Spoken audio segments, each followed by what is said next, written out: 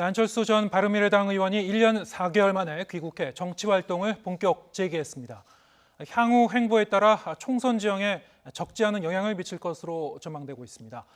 여야 의원 모시고 관련 얘기 나눠보겠습니다. 1대1 미니토론 더 정치, 강병원 더불어민주당 의원 그리고 최입의 바른미래당 의원 나오셨습니다. 자, 어서 오십시오. 안녕하세요. 안녕하십니까. 네, 어제 안철수 전 의원이 귀국을 했는데 공항에 들어오자마자 큰 절을 올리는 그런 모습을 볼 수 있었습니다. 자, 두 분 어떻게 보셨는지요? 일단은 좀 이렇게 1년 4개월 만에 이제 정치에 컴백을 하시는 것 같은데요. 예. 좀 공백이 좀 길었는데 또 미국에서 오시는 과정에도 시차 적응도 필요했을 것 같아요. 예. 그래서 조금 더 이렇게 지켜보시고 네. 컴백을 선언하셔도 좋았을 것 같은데 당장 이렇게 좀 시차 적응도 안 된 상황이었는지 현충원 방명록에 네. 이렇게 좀 뭐 이렇게 방명 쓰면서 실수도 하지 않았습니까? 예. 조금 너무 좀 성급하게 지금 모든 걸 좀 하고 계시지 않나 생각이 들고 바로 오늘 또 호남을 내려간단 말이죠. 아마 대한신당 같은 경우도 돌아온 탕자라고 격하게 비난하는 성명을 내고 그랬던데요. 조금 더 좀 이렇게 우리 정치가 그 사이에 공백기에 이 선거제가 바뀌고 검찰 개혁이 이루어지고 굉장히 많은 일들이 있지 않았습니까? 조금 더 좀 지켜보고 본인이 좀 새정치라고 하는 너무 추상적인 얘기를 던졌었는데 좀 더 구체적인 어떻든 정치개혁의 과제들, 주제들 좀 던졌으면 어땠을까 하는 생각이 들어요. 그래서 네. 제가 봐서는 조금 좀 스텝을 좀 천천히 하면서 예. 여러 사람들을 좀 만나시면서 예. 좀 이렇게 복귀를 좀 하셔도 좋지 않겠나 이런 생각 해보게 됐습니다. 예. 어떻게 보셨습니까? 일단 뭐 강병원님 말씀대로 좀 시간을 갖고 하면 좋겠는데 네. 뭐 아시다시피 총선이 이제 얼마 남지 않았고 당연히 이제 정계 개편이 지금 한국 정치 판에서 크게 이루어지고 있는 상황입니다. 특히나 보수 통합이 중도 보수 통합이라는 큰 어떤 흐름으로 지금 하나의 흐름처럼 가고 있는데요. 아마 안철수 이제 전 대표가 어제 돌아와서 이제 얘기한 것들 내용을 보면 1대1 구도로는 결국 정부 여당이 바라는 구도다. 그렇게 선거 치르지 않겠다라고 얘기를 한 걸 봐서는 당연히 이제 다당제에 대한 예. 3당으로서의 선거판을 만들겠다라는 것이고 그거는 아까 말씀드린 하나의 큰 흐름이었던 중도 보수 통합이라는 것이 이제 갈라져서 보수는 보수대로 보수 통합, 그다음에 중도는 중도대로 중도 통합이라는 예. 두 개의 흐름의 한 축으로서의 안철수 전 대표가 역할을 할 것이다라고 예상이 되고요. 예. 그런 면에서는 아무튼 지금 정계 개편의 큰 변수로 네. 작동할 것이다라고 생각합니다. 예. 안철수 전 의원이 어제 공항에 들어와서 한 얘기를 보면 크게 한 두세 가지가 있는 것 같은데요. 뭐 첫째는 실용적 중도 정치 정당을 창당하겠다. 그리고 한편으로는 보수 진영 통합 논의에는 선을 그었어요. 네. 예. 자, 이렇게 보면은 어쨌든 뭐 독자 노선을 걷겠다라는 걸로 들리는 것 같기도 하고 어쨌든 제3지대에서 중도 쪽으로 좀 세력을 규합해서 가보겠다 뭐 이런 뜻으로 들리는데 물론 구체적인 앞으로 선택지에 대해서는 좀 봐야 될 것 같고요. 예. 어떻게 보시는지요? 이번에도 좀 파급력이 있을 걸로 보시니까 어떻게 일단 전망하십니까? 저는 예. 우리 국민들 입장에서 20대 총선에서 국민의당이 호남을 중심으로 돌풍을 일으켰고 정당 득표에서 굉장히 많이 얻어서 비례대표를 많이 획득하지 않았습니까? 근데 우리 국민들이 이미 그 안철수 대표가 얘기했던 새정치, 네. 그 국민의당이 걸어왔던 길을 한번 보셨기 때문에 저는 두 번의 그런 효과는 없을 것 같아요. 뭐 지금 안철수 전 의원이 돌아와서 새정치라는 키워드를 얘기하고 있지는 않은 것 같은데요. 네. 어쨌든 뭐 좀 구체적인 비전은 앞으로 좀 더 보여야 되지 않을까 싶어요. 근데 지금까지 그 새정치라는 타이틀을 가지고서 거의 뭐 8년, 9년을 예. 해오지 않았습니까? 근데 여전히 오리무중인 게 새정치거든요. 예. 이번에도 뭐 몇 가지 좀 이렇게 아젠다를 던졌습니다만 여전히 구체성이 떨어져요. 예. 그리고 이제 우리 국민들 입장에서 호남 인심이 한 번 속았으면 됐지 두 번 속지는 않을 것 같습니다. 네. 저는 그런 의미에서 안철수 대표가 이 실용 중도 정당을 만들겠다고 했었는데 예. 과연 그런 지금까지 민주당에서 함께하고 국민의당을 창당하고 바른미래당을 갔다가 또 정계를 물러났다가 다시 등장하고 예. 또 여기에서 새로운 정당을 만들겠다고 하는 예. 이 모습과 행태에 대해서 우리 국민들이 과연 곱게 볼 것이냐. 예. 저는 절대 속지 않을 것 같습니다. 저는 그런 의미에서 안철수 대표가 새로운 신당 창당을 하더라도 총선에서 그렇게 큰 파괴를 갖지 않을 것이다라고 생각을 하고요. 최근에 좀 호남에서 여론조사 결과를 보면은 민주당에 대한 지지가 상당히 높지 않습니까? 예. 그쪽에 있는 바른미래당 의원들이나 이런 부분들, 대한신당에 있는 의원들이 저희 당의 예비 후보들에게 큰 격차로 지고 있는 것들이 나오고 있습니다. 예. 저는 이 과정을 단 몇 달 만에 예. 정당 하나 창당하고 안철수의 이름을 내건다고 해가지고 이 지형을 바꿀 수 있다? 네. 저는 불가능한 도전이라고 봅니다. 예, 이제 지난 총선에서 이른바 이제 녹색 돌풍을 일으킬 때는 호남 지역의 이른바 이제 반문 정서 이런 예. 게 좀 작용을 한 걸로 이제 일반적으로 해석이 되고 있습니다만 예. 이번에는 좀 다를 것이다. 뭐 그렇게 보시나요, 최 의원님? 뭐 16년도에 이제 국민의당을 만들어졌던 게 어떻게 보면 가장 핵심적으로 이제 호남의 민심이었습니다. 예. 그 호남의 민심을 돌풍을 어떻게 보면 그게 이제 수도권까지 올라오면서 전국적으로 26.74%의 정당 득표를 얻었는데요. 솔직히 그 뒤로 이제 대선과 또 이제 바른정당과의 통합, 그리고 지방선거에서의 실패 여러 가지 모습으로 솔직히 국민들이 국민의당 그리고 지금 바른미래당에서 실망한 거는 사실입니다. 뭐 그거는 저희들이 크게 잘못한 부분들이 있었던 거고요. 그래서 어제 이제 안철수 대표가 돌아와서 그런 부분에 대해서 잘못을 인정을 하고 국민들께 용서를 구하고 또 오늘 호남에 가서 결국 또 그런 메시지를 전달하고자 갔다라고 생각을 합니다. 예. 이제 그렇게 어떻게 보면은 국민의당을 만들어준 호남에 대한 사과와 다시 한번 기회를 달라라는 소구를 하는 과정이고요.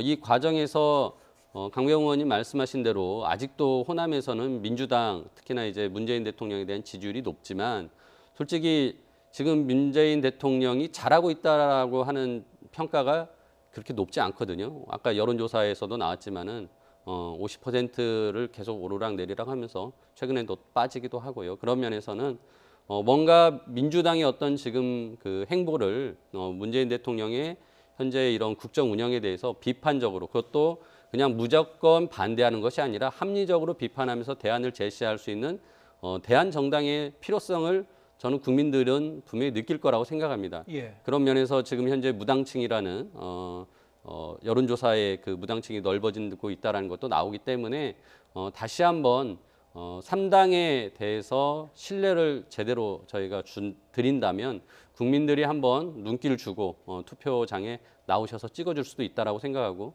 그런 작업을 지금 안철수 대표가 돌아와서 짧은 기간이나마 신속하게 진행을 하면서 국민들께 인정받을 수 있도록 노력하는 과정이라고 생각을 합니다. 예. 뭐 지금 이번 이제 총선 국면에서 이른바 이제 중도에 가까운 그 유권자들의 이제 부동층이 상당히 좀 존재할 걸로 지금 보이고요. 예. 하지만 이제 그 제3 그 지대에서의 이제 정계 개편과 관련해서 어쨌든 이제 안철수 전 대표의 행보가 주목되는 부분은 있는데 어제 공항에서 기자들이 물어봤을 때 그럼 도대체 어떤 식으로 이 소위 얘기하는 중도 정치 정당을 창당할 것인가? 구체적인 그 모델에 대해서는 아직 언급하지 않은 부분이 있는 것 같습니다. 예. 바른미래당을 이제 레노베이션하는 수준이 될 것이냐, 아니면은 완전히 독자적인 그 신당을 창당할 것이냐. 자, 이 부분과 관련해서 이제 조만간 예. 손학규 대표와 좀 만날 것으로 예상은 됩니다만, 네, 네, 그렇죠. 지금 뭐 논의가 되고 있습니까?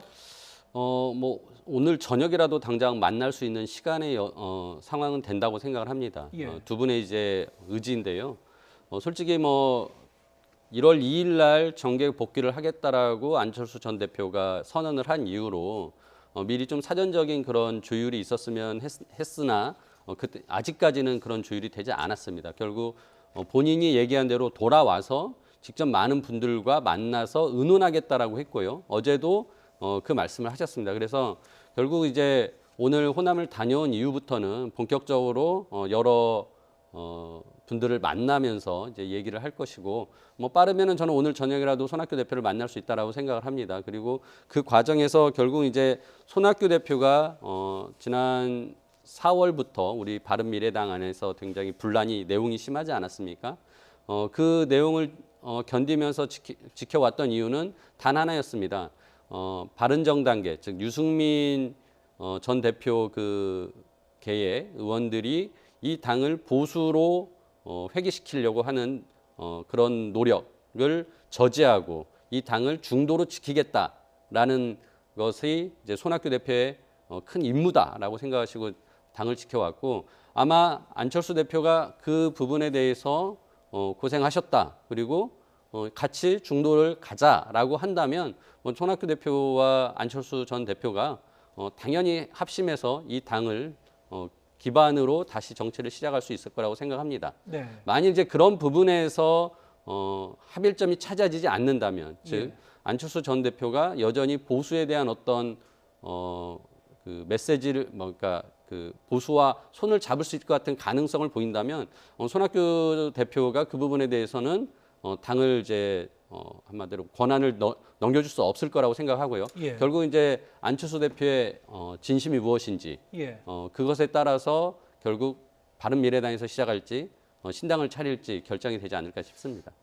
사실 뭐 단순화해서 그 생각해 보면은 결국에는 손학규 대표가 안철수 전 대표가 들어올 수 있는 공간을 만들어 줄 건가, 만들어 주지 않을 건가, 당권을 내려놓을 건가, 안 내려놓을 건가. 사실 이렇게 근데 이제 핵심적인 부분은 이제 귀결이 될 것 같은데요. 이제 그 부분은 이제 안철수 전 대표의 의중에 달린 거죠. 그러니까 명확하게 아까 말씀대로 보수와 같이 하지 않겠다라고 이제 선언을 하시긴 했는데 예. 그거를 충분하게 이제 손학규 대표에게도 설득하고 예. 그거를 이제 수용한다면 예. 충분히 두 분이 같이 이 당 안에서 바른미래당 안에서 예. 시작할 수 있다는 거죠. 아마 이제 그런 안철수 대표를 바라보는 그런 불안감이 있는 모양입니다. 예. 바른미래당 내에서는. 왜냐하면 이분이 이 대권에 대한 욕심을 가지고서 자유한국당과 손잡을 수 있지 않을까? 네. 그래서 보수의 대권 후보로 등장할 수 있지 않을까라는 불안감이 있는 거죠. 근데 예. 제가 봐서는 손학규 대표님이라든지 바른미래당에 계신 분들 같은 경우는 이 탄핵을 부정하고 있는 자유한국당과의 예. 무원칙적인 통합을 철저히 반대하시는 분들 아닙니까? 예. 저는 그렇기 때문에 지금도 이 어려운 상황에서 바른미래당을 지키고 있단 말이에요. 예.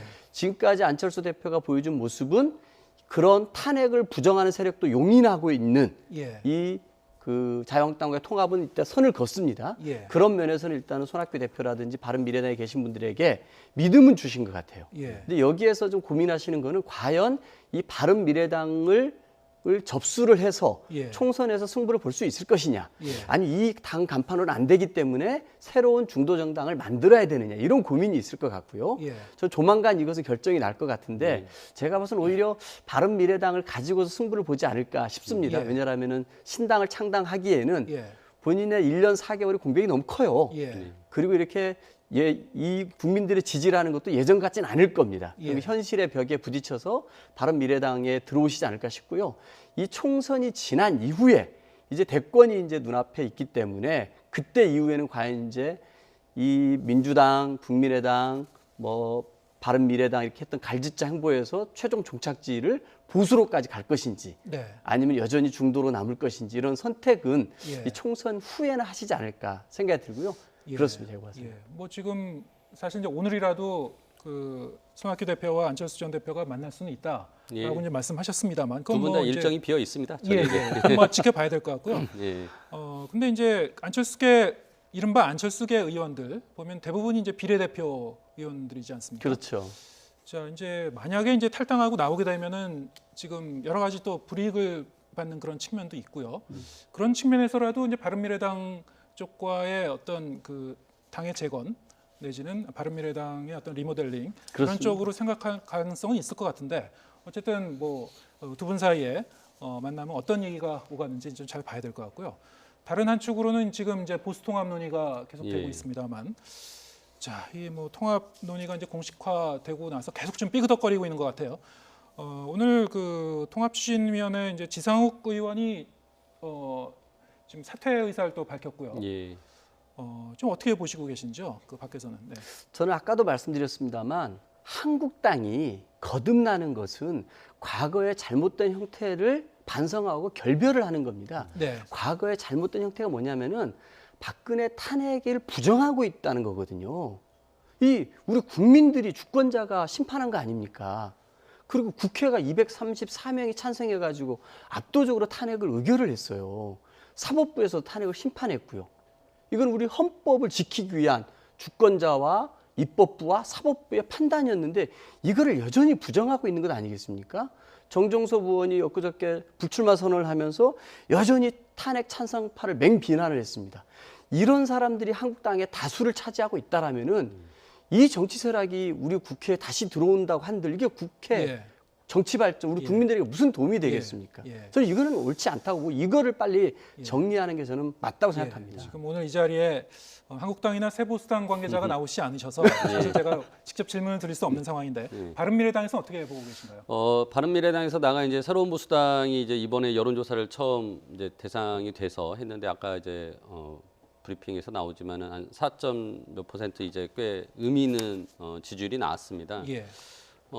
새보수당 입장에서는 한국당과의 통합의 조건을 내걸었었고 그 통합의 조건을 다 받아들였다라고 한국당이 얘기했지만 그거에 대해서 다시 한번 확인하고자 황교안 대표가 직접 얘기해달라 했는데 그 부분을 받아주지 않았고 그리고 지금 현재 통합의 그 위원회에서는 또 우리 공화당까지 참여하고 있기 때문에 예. 자신들은 그것을 인정할 수 없다.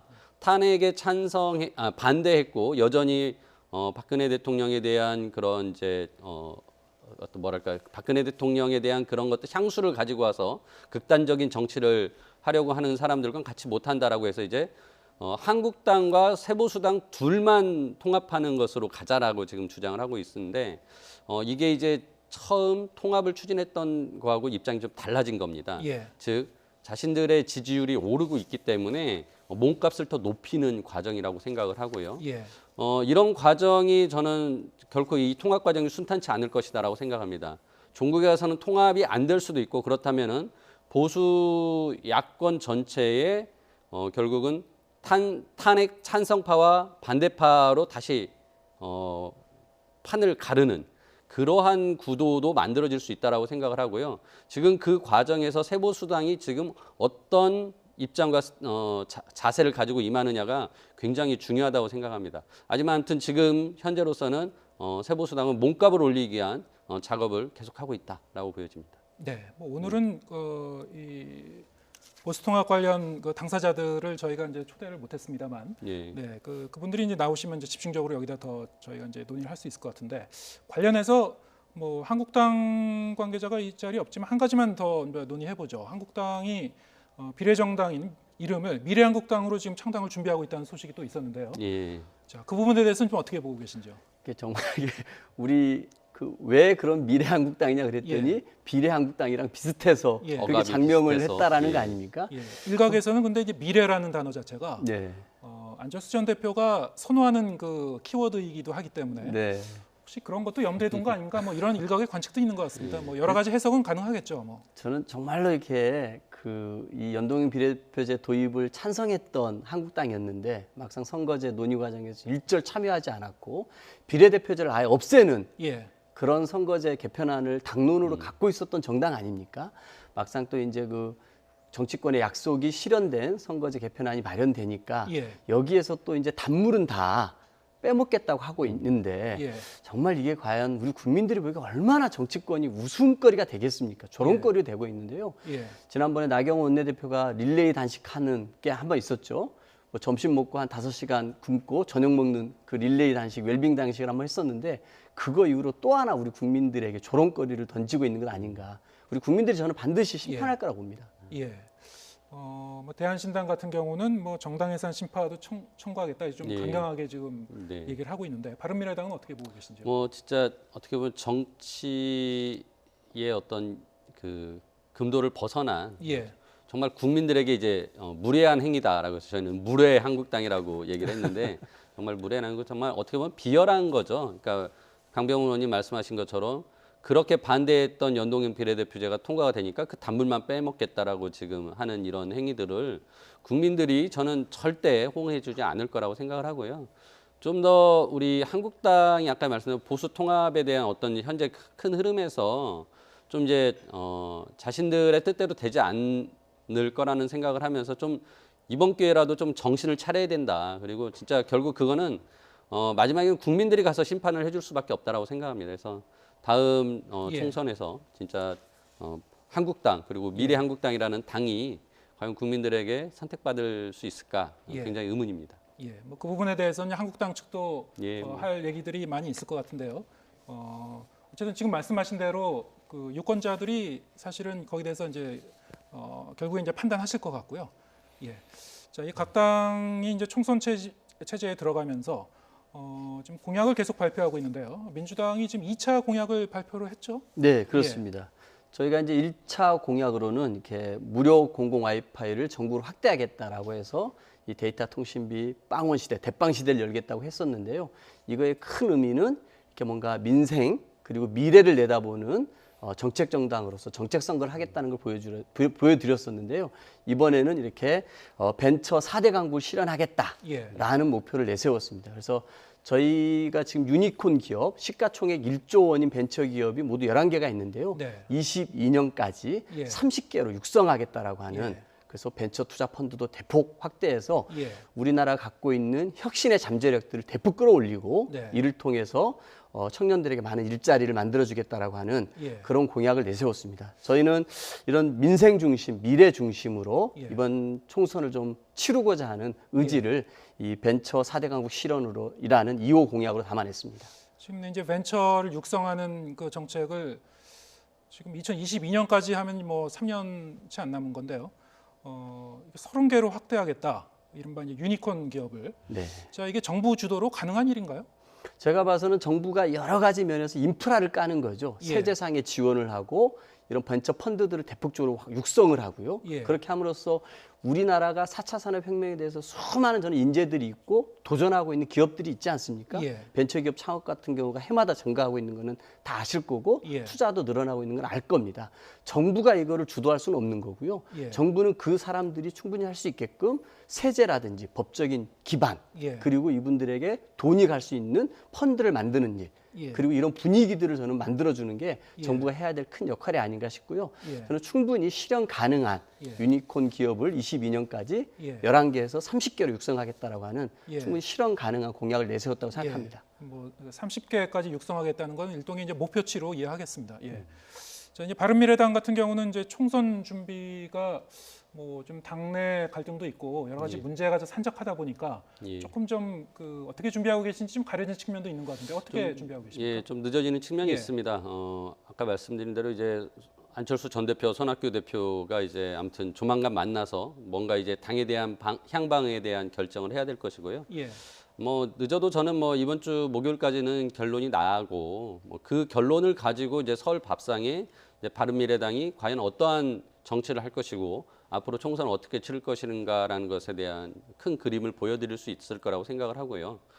저는 이제 제가 총선과 대선, 지방선거 이렇게 공약을 모두 제가 만들어냈던 담당자로서 제가 경험이 있습니다. 공약을 일찍 냈더니 다른 예. 당이 다 베껴가더라고요. 그렇습니까? 그래서 제가 예. 이번에는 지금 저희 당도 준비를 예. 많이 하고 있지만 예. 좀 천천히 발표를 하려고 합니다. 예. 그리고 이제 다만 한 가지 민주당이 좀 아쉬운 게 지금 이제 벤처 육성을 위해서 이런 공약을 이제 발표하셨는데, 그러니까 네. 벤처 기업에 대해서만 차등 의결권을 줘서 예.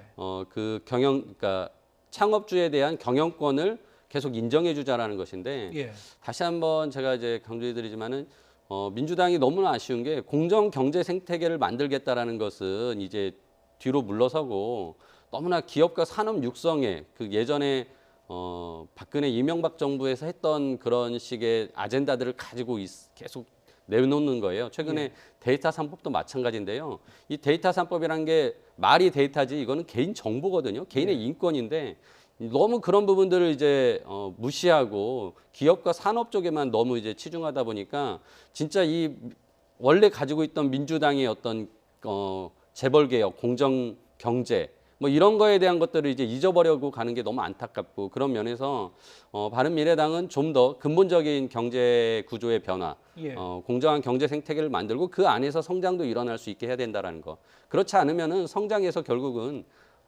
가진 사람들만 더 많이 갖게 되는 양극화가 심해지거든요. 그래서 예. 그런 부분들 저희가 더 잘 준비해서 국민들께 곧 있으면 선보이게 될 거라고 예, 말씀드리겠습니다. 저희가 지금 남은 시간이 이게 많지는 않은 것 같은데요. 대담에 할애된 시간이. 그래도 지금 검찰 관련 이슈가 있으니까요. 이게 중요한 이슈이기 때문에 조금만 더 네. 논의해보고 마무리하겠습니다. 지금 조만간 아마도 이제 오늘 내일 하는 것 같습니다. 검찰 중간 간부 인사가 단행될 것으로 좀 예상이 되고 있는 것 같은데요. 오늘 오후에 검찰 인사위원회가 지금 열리고 있는 걸로 지금 알려지고 있고요. 지금 이제 대검 중간 간부들을 윤석열 총장은 좀 모두 남겨달라 이렇게 요청을 했는데 추 장관이 받아들일지 과연 뭐 지배적인 관측은 지금 수사팀까지 좀 물갈이를 하지 않을까 이렇게 좀 예상도 나오고 있습니다. 어떻게 보시는지요? 제가 봐서는 일단은 내일 국무회의에 직제 개편안 관련 규정이 통과가 되면은 같이 맞물려 있는 거죠? 예, 맞물려 있습니다. 이게 통과가 되어야 이 중간 간부들에 대한 인사를 할 수가 있거든요. 예. 근데 지금까지 어쨌든 그 정부와 법무부가 계속해서 추진하려고 했던 것은 이 검찰의 직접 수사 부서를 축소하는 것 아니었습니까? 예. 왜냐하면은 검찰이 수사권과 기소권을 다 갖고 있는 마당에 스스로 인지해서 수사를 하게 되면은 뭔가 뚜렷한 게 안 나오면 접어야 되는데 접지 못하고 계속해서 뭐 먼지털이 수사하고 별건 수사를 해가지고 기소까지 가는 게 지금까지 검찰의 문제였고 폐단 아니었습니까? 또 이 권한을 가지고서 이 기득권 유지하는 데 써왔고요. 그렇기 때문에 직접 수사 부서를 축소하려고 하는 것은 큰 검찰 개혁의 방향이었습니다. 그래서 저는 직제 개편안이 통과가 되면은 예, 검찰의 이런 직접 수사 부서를 대폭 줄이게 되지 않습니까? 그리고 그 줄여진 부서를 형사부와 공판부로 돌려서 실제 이 민생을 담당하는 쪽에 수사에 더 많은 인력을 힘을 싣겠다는 게 이 검찰 개혁의 방향 중에 하나이기 때문에요. 저는 이렇게 조국 관련된 수사 부서는 이미 다 이 일을 다 했고요. 유재수 뭐 감찰 무마 의혹 관련돼도 수사를 다 했지 않습니까? 기소를 했기 때문에 이런 불필요하게 있는 부서들 좀 축소하는 게 맞다고 생각하고요. 지금 남아 있는 거를 어떻게 할 것이냐. 있지 않습니까? 이거에 대해서는 아마 추미애 장관께서도 고심을 예. 하실 것 같은데 예. 제가 봐서는 전반적으로는 어쨌든 이렇게 직접 수사 부서를 축소하는 방향으로 가는 건 맞다. 예. 그런 의미에서 이 직제 개편안이 통과가 되면은 중간 간부들도 큰 폭으로 좀 변동이 있을 것 같고요. 왜 그러냐면은 이 윤석열 총장이 이 특수부 중심으로 거의 윤석열 사단을 꾸미지 않았습니까? 예. 또 이것으로 검찰 개혁을 바랬던 국민들의 의지와는 무관하게 예. 뭐 별건 수사라든지 광범위한 수사라든지 예. 소환 조사도 없는 기소를 한다든지 예. 피의사실 공표라든지 예. 검찰 개혁과는 반대대로 가는 모습을 많이 보였기 때문에 저는 좀 대규모의 인사는 저는 피할 수 없다고 봅니다. 오늘 뭐 저희가 앞서 보도했습니다만 검찰 직제 개편에 대해서는 저희가 여론조사 결과 상당히 좀 의견이 좀 나뉘고 있는 것으로 네. 이견도 상당히 있는 것 같습니다. 네. 그리고 특히 지금 말씀하신 대로 아직 남아 있는 사건이 있기 때문에 청와대 선거 개입 의혹과 그리고 사실은 삼성 바이오로직스 분식회계 사건과 관련해서도 과연 이제 직제 개편을 하고 이제 그 중간 간부를 물갈이한다면 관련 수사가 좀 영향을 받지 않겠느냐 이런 좀 우려는 존재하는 것 같습니다. 그죠. 예. 그러니까 저는 뭐 말씀하신 것처럼 검찰 개혁에 대해서는 뭐 저 역시 법안을 대표 발의하고 패스트트랙 과정을 거치고 4+1 협상에 들어가면서 이뤄낸 그 법안을 이뤄낸 거에 대해서는 굉장히 이제 큰 일을 했다라고 스스로 생각할 만큼 예. 동의하는 사람입니다. 근데 중요한 거는 좋은 사람으로 좋은 정치나 좋은 행정이 되는 게 아니라 좋은 시스템을 갖춰야 할 수 있는 겁니다. 그러니까 사람 물갈이하고 하는 부분이 아니라 진짜 시스템을 어떻게 갖추냐에 더 많이 우리가 노력을 해야 되는데요. 솔직히 지금 강병호 의원님이 앞서서 이제 윤석열 사단 만들어서 지금 이렇게 오히려 더 전횡을 하고 있는 거 아니냐라고 말씀하시는데 그 윤석열 사단이 적폐청산을 할 때 가장 열심히 나서서 대통령이 그 윤석열 서울지검장으로 보냈고 또 이번에 대검에 이렇게 예. 검찰총장으로 하지 않았습니까? 그러면서 살아있는 권력에 대해서도 철저하게 예. 수사해달라고 한 건데 예. 지금 와서 이제 살아있는 권력을 수사하니까 지금 예. 팔다리 자르고 심지어 이제 손가락까지 자르려는 예. 그런 인사가 있을 것 같다라는 우려가 있는 것이고요. 그래서 저는 추미애 장관께서 아무튼 지금 검찰 내에서 하던 수사는 마무리 짓게 해줘야 된다고 생각합니다. 그렇지 않으면 그렇지 않아도 이제 수사 방해다 뭐 이런 지금 논란을 가지고 있는데 그걸 더 자초하는 꼴이거든요. 그래서 반드시 그렇게 그 중간 간부들 인사하더라도 예. 그 하던 수사 마무리 짓게 해줘야 되고 특히나 아까 말씀하신 것처럼 청와대 인사개입 그 선거 개입 문제하고 예. 삼성 바이오로직스 문제는 반드시 마무리를 지금 예. 현재 검찰이 제대로 하게 해야 된다는 생각하고요. 지금 우리나라에 검찰이 두 개가 있습니다. 청와대 검찰과 윤석열 검찰이 있습니다. 그러니까 이게 한 나라의 제대로 된 검찰의 모습이 아닙니다. 그러니까 이거는 결국 정부가 만들어낸 것입니다. 예. 이거 윤석열 검찰총장이 만든 게 아니라 정부가 만들어냈기 때문에 저는 정부가 이 부분에 대해서는 더 책임감을 가지고 이러한 문제를 어떻게 더 긍정적으로 해결할 것인가라는 해법을 찾아야 되지 이것을 힘으로 밀어붙여서 해결하겠다라고 하는 것은 결국은 더 나라를 시끄럽게 만들고 국민들에게 갈등을 만들어내는 일이다. 그래서 정부 여당이 진짜 이번 검찰 인사에 대해서는 굉장히 큰 잘못을 했다고 생각하고 좀 더 마지막 예. 중간 간부 인사에서는 좋은 모습을 보여줬으면 하는 예. 기대를 가지고 지금 있습니다. 검찰 개혁은 현재 진행형이라고도 하는데요. 관련해서 어떤 게 좀 올바른 방향인지 좀 그 보완을 하는 그 차원에서라도 사회적 논의는 좀 계속돼야 될 것 같습니다. 오늘 더 정치 강병원 더불어민주당 의원 그리고 최입의 바른미래당 의원과 함께했습니다. 고맙습니다. 고맙습니다. 감사합니다.